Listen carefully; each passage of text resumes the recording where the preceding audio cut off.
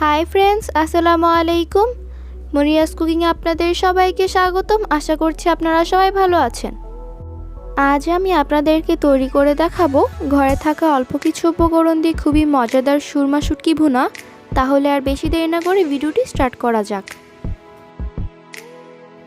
শুটকি মাছ ভুনা করার জন্য এখানে আমি 300 গ্রাম পরিমাণ একটি সুরমা মাছের শুটকি নিয়েছি। এখন আমি শুটকি মাছটাকে ছোট ছোট স্লাইসে কেটে নিব এবং এই শুটকি মাছটার মাথাটাকে আমি ফেলে দিব। অফ ক্যামেরায় আমি শুটকি মাছটাকে কেটে নিয়েছি। আপনারা দেখেই বুঝতে পারছেন আমি শুটকি মাছগুলোকে ছোট ছোট টুকরো করে কেটে নিয়েছি। এখন আমি এই শুটকি মাছটাকে 30 মিনিটের জন্য ফুটন্ত গরম পানিতে ভিজিয়ে রাখবো। এখন আমি শুটকি মাছটাকে ভালোভাবে ধুয়ে পানিটাকে ঝরিয়ে চলে যাব মূল রান্নায়। এজন্য আমি চুলায় একটি প্যান বসিয়ে তাতে দিয়ে দিচ্ছি 2 টেবিল চামচ পরিমাণ সয়াবিন তেল। তেলটা গরম হয়ে আসলেই দিয়ে দিচ্ছি শুটকি মাছগুলো, দিয়ে দিচ্ছি স্বাদ মতো লবণ, দিয়ে দিচ্ছি হাফ চা চামচ পরিমাণ হলুদের গুঁড়া। লবণ এবং হলুদের গুঁড়াগুলো এখন আমি ভালোভাবে মিশিয়ে নিব। চুলাটাকে মিডিয়াম লো হিটে রেখে শুটকিটাকে আমি ভেজে নিব। শুটকি মাছটাকে ভেজে নেওয়ার ফলে শুটকি মাছটাতে অনেক সুন্দর একটি ফ্লেভার আসবে এবং শুটকিতে যে তীব্র একটি গন্ধ থাকে সেটাও চলে যাবে। শুটকি মাছটা ভাজা হয়ে গিয়েছে। এখন আমি শুটকি মাছটাকে নামিয়ে একটি সাইডে রেখে দিব। এখন আমি শুটকি মাছটাকে ভুনা করে নিব। এজন্য চুলায় একটি প্যান বসিয়ে তাতে দিয়ে দিচ্ছি 1/3 কাপ পরিমাণ সয়াবিন তেল। শুটকি মাছ ভুনাতে তেলের পরিমাণটা একটু বেশি দিতে হয়। দিয়ে দিচ্ছি 1 কাপ পরিমাণ পেঁয়াজ কুচি। এখন আমি পেঁয়াজটাকে হালকা ভেজে নিব। চুলাটাকে মিডিয়াম লো হিটে রেখে পেঁয়াজটাকে ভেজে নিব। পেঁয়াজটা হালকা ভাজা হয়ে আসলে দিয়ে দিচ্ছি 1/4 কাপ পরিমাণ রসুনের কোয়া। রসুনের কোয়াগুলোকে এখন আমি পেঁয়াজের সাথে ভেজে নিব।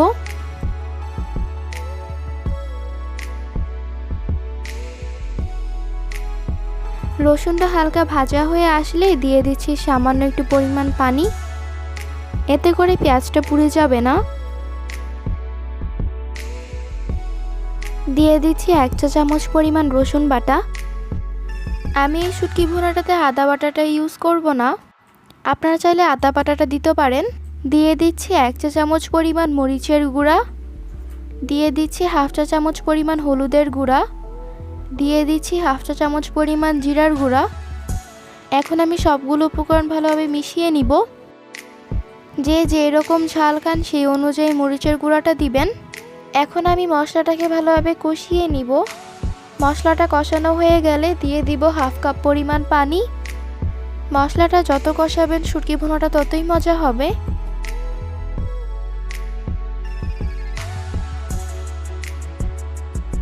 এখন আমি দিয়ে দিব ভেজে রাখা শুটকি মাছগুলো। এখন আমি মশলাটার সাথেও শুটকিটাকে ভালোভাবে কষিয়ে নিব।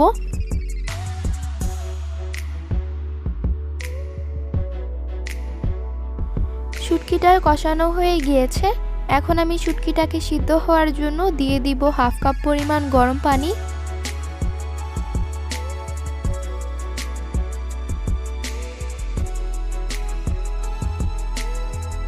এখন আমি পানিটাকে ভালোভাবে মিশিয়ে নিব। পানিটা মেশানো হয়ে গেলে ঢেকে দিব 10 মিনিটের জন্য।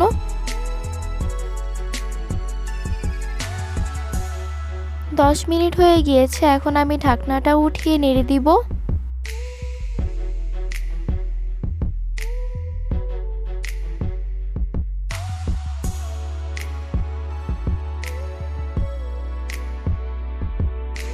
শুটকিটা নেড়ে নেওয়া হয়ে গেলে দিয়ে দিচ্ছি 5-6টি আস্ত কাঁচামরিচ।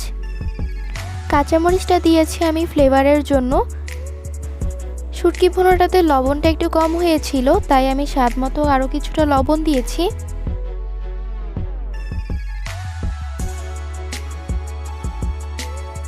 লবণটা মেশানো হয়ে গেলে এখন আমি ঢেকে দিব 5 মিনিটের জন্য।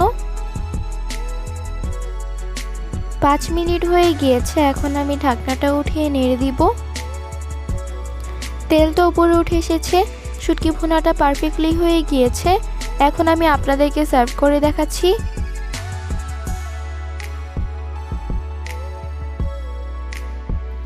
আপনারা দেখতে পাচ্ছেন ঘরে থাকা অল্প কিছু উপকরণ দিয়ে কীভাবে খুবই সহজে এবং খুবই মজাদার সুরমা মাছের শুটকি ভুনাটা হয়ে গিয়েছে।